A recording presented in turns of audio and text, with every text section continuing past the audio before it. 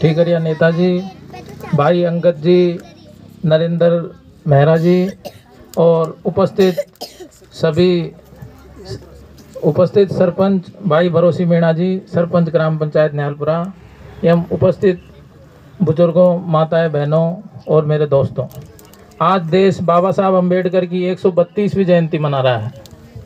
बाबा साहब अम्बेडकर हमारे संविधान की प्रारूप समिति के अध्यक्ष थे।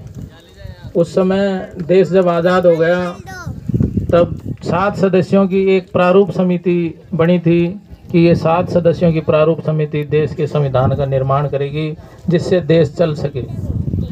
उस समय के टीटी कृष्णा आमाचार्य जो इस प्रारूप समिति में 7 में से एक सदस्य थे, वो बताते हैं कि हम 7 सदस्यों में से 2 सदस्यों की मृत्यु हो गई थी।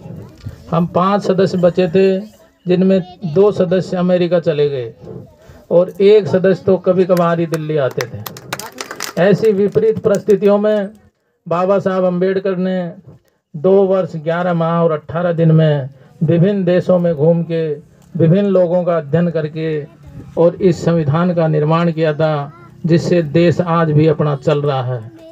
बाबा साहब अम्बेडकर का सपना था कि इस तरह का भारत का निर्माण हो जहाँ कोई गरीबी अमीरी का भेदभाव नहीं हो, कोई छुआछूत नहीं हो, किसान मजदूर सभी खुशी से एक जीवन जिएं, भाईचारे से रहें और इसी तरह की अपन सबको भी एक इसी तरह का भाव लेकर के हमेशा चलना चाहिए। भाईचारे के बिना ना तो विकास संभव है, ना देश में कोई शांति के बिना पढ़ाई का माहौल बन सकता है। भाइयों, बाबा साहब उस समय सबसे बड़े किताबों को पढ़ने के शौकीन थे। लोग बताते हैं कि उनके उसमें लाइब्रेरी में 50,000 किताबें थी और वो किताबें पढ़ते पढ़ते ऐसे खो जाते थे कि कोई उनको 4-5 बार छूता था तब भी उनको पता नहीं लगता था कि कोई मेरे को कुछ बोल रहा है। इसलिए आज पूरा देश उनका आभारी है। इस तरह का संविधान बाबा साहब अम्बेडकर ने हमें दिया है।